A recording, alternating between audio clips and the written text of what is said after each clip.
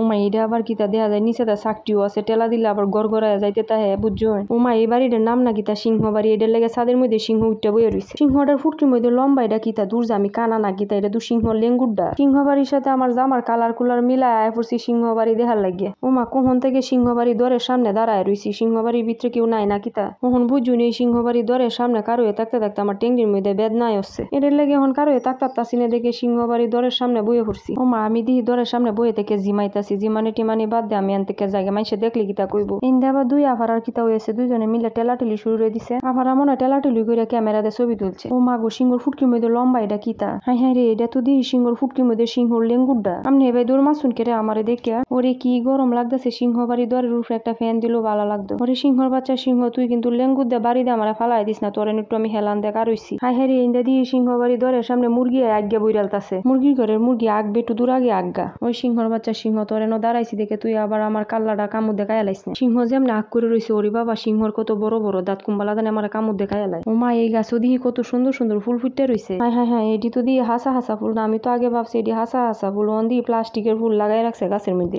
ইন্দা দিয়ে আফারা একটু আগে টেলাটেলি করে ওখানে এক ভাইয়ের সাথে বয়ে বয়ে ছবি তুলতাছে। আফারার ভাইয়ের বোয়া দেখে আমার আর সহ্য হইতেছে না। আমি একটু বইয়া পড়ছি। বইয়ে থেকে চোখটিতে কত কিছু যে চুকে মুখে দেখতাছি। এই নর ভাল লাগতেছে না বইয়ে থেকে। ওখানকে আমি সিংহটার নিচে একটু লেটা মেরা বইয়ে থাকি। ওই সিংহ তুই আবার তোর ফায়ের নুক দিয়ে আমার কামচা মারিস না। না গো তোর তো বিশ্বাস করুন যাইতো না। সত্যি সত্যি তুই আমার কামচা মারবে। এরা তিনজনের বাপসাপ তো বেশি বালা না। সিংহ বাড়ির সামনে এটা আবার কিতা দেখা যাইতাছে। ও মা এটাতে দিহি টেলাটিলি করলে বালাই লাগে। এটা দিহি ভীষণ দে টানলো গড় ঘুরি আইতে তাহে। ওরে অতক্ষণে বুঝছি এটার নিচে দেখা যায় চাকটি আছে। এটা লেগে গড় গড়াইয়া যাইতে তাহে রাইতে তাহে। এটারে দিহি দূরে দাঁড়ায় থাকলেও ভাল লাগে। ওইসে অনেক সময় ধরে গড়াগড়ি করছি। হন জায়গা থইয়া দিই। সিংহ বাড়ির সামনটা তো দেখছি। হন সিংহ বাড়ির সাইডে দেখা দিই কেমন লাগে। ওই সারা তুমি কি সিংহ বাড়ির সারা নাকি তাও না রে। সিংহ বাড়ির সারা না সারা দেয়া ওই বাড়ি। সিংহ বাড়ির ভিতরে ডুহার লাগিয়েও দিই সাইডেতে দর আছে। দরটার মধ্যে টুক্কা দিলাম তারপরও দরটা করলো না। ঘরের ভিতরে কেউ নাই না কিতা। তোরের সামনে কখন থেকে হাডাহাডি করতেছে আর ভাল লাগতেছে না। যাইতাঙ্গা চাইছিলাম বুঝুন। পরে আবার মনে মনে ভাবতাছি ইন্দা সাইডেতে যাই গিয়া দিই